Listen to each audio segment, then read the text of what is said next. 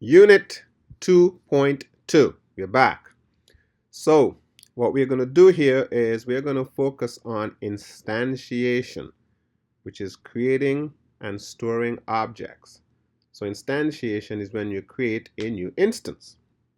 So we are creating a specific instance of a class using the keyword new. To do this, we're going to use the classes and objects from the API, Application Programming Interface. So I'm going to use a point. So example 1 says instantiate points 0, 0, the origin, and 2, 3. And then you want me to change the point 0, 0 to 1, 1. So I'm going to do that right now. So let me make the first point. I'm going to call it P1. Point P1 is equal to new point. So right here, set a red line under here, and if you remember API, I need to import it. So I'm going to put my mouse on it. It's going to show me the first statement. It says import from java.aw2 abstract window toolkit. Hope you're remembering all this. I'm going to click that, import. So now this point P1 is the point 0, 0. That's the point 0, 0. Okay. How do I know? Because the default constructor, oh, by the way, this new suggests that I'm creating an object, an instance of a class. The class is point, and it's a specific instance. It's the point 0, 0. If you don't put anything in here, it creates 0, 0. Default constructor. I could have done it this way as well. That's another way I could have done it. But so there are many ways to do things in writing code. This one is the easier way to go. Now the other point, I'm going to call it P2. So P2, if you're watching me just now, you should be able to make P2. It's going to be 2, 3. Simple as that. That's the point 2, 3. Okay, that's called instantiating. Using the keyword new and a constructor on the right side, assign to an object, a specific object of this class on the left. That's how you instantiate. I'm going to make another point, point P3, and the way I'm going to make point P3 is I'm going to make point P3 by using P2. Yep, that's another way to make a point. I'm separating this because this one is saying create a point by using this point. So yes, point P3 is also 2, 3. And because I have these 3 points, I can do some stuff with them. The one that I want to do right now is to look at something called a shallow copy versus a deep copy. So I made all of these points, and those are called deep copies, because what they are is they're specific points that have some value for x and y. Okay, so this is the x coordinate, this is the y coordinate for that point, and the same is true for these. So if I were to make a point P4, it's a fourth point here, and I make it and I assign it P3. Okay, if I do that, this type of creation here is known as a shallow copy. Now I made a point by assigning a point that was already made. It's called a shallow copy. And then if I go and I make another point, P5, I'm just instantiating here, making a lot of points, P5, and I say new point P4, now I'm making a deep copy. Okay, so in essence, if you were to go ahead and instantiate a point by using the keyword new and everything, you are making a deep copy. If you assign a point from before to a point, you're making a shallow one. How do we know this? Well, one thing we could do is we could print. I'm going to put print ln, so I drop to a new line. Let me print the point P4.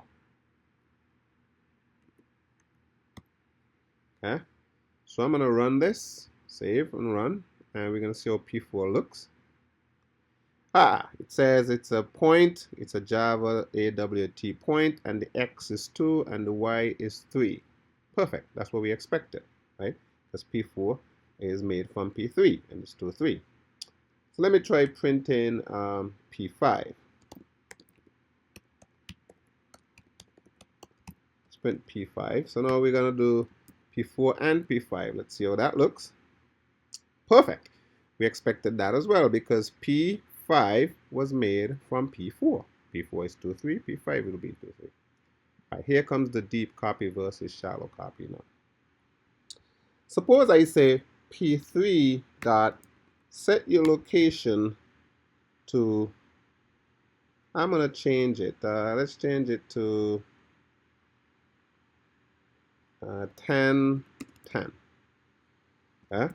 So I just moved P3 to 10, 10. Okay? So let me print P4 now. If I print P4, haha, P4 is 10, 10. What did that happen? Shallow copy. See, when you have a shallow copy, whatever I do to this guy, I did to this guy. Okay? Well, let's try printing P5. Okay? Let's try printing P5 again. Copy. Paste it right here. Clear this out. Let's run this again. Save. P5, still 2, 3. So let me get that clear here. P4 changed to 10, 10 because P3 changed. Shallow copy. P5 is still 2, 3. Deep copy. See, the change here is not going to change P5. P5 is a deep copy. In order for me to change P5, I had to actually change it.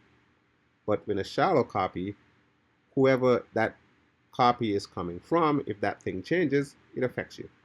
Okay.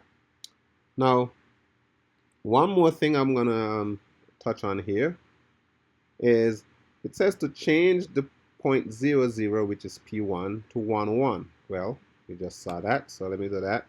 I'm gonna say set P1, set your location to 1, 1. So as easy as that, P1 is now 1, 1. And let's see if that's true. I'm just going to copy and paste and print P1, not P5.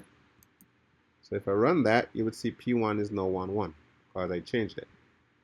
Now, why am I showing you this? Well, this is a little bit a step into the next section 2.3, which is called calling methods. But I wanted to show you shallow copy and deep copy. Very important when you're instantiating. And the only way I could show that is to call a couple of methods. So let's talk about calling methods. Method are going to be called after the dot. So object dot method or class name dot method. How do I say that? Well, that was that math dot square root, right? That would be a static call. These are non-static call. I'll make a note here for that. This is a non-static call. Why? Because it's using the object.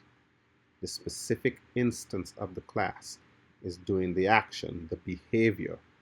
P3 is a specific instance, it's doing the behavior of setting its location. So that's a non-static call. If this was point dot do something, that would have been a static call. All right, so one final piece about this and calling methods.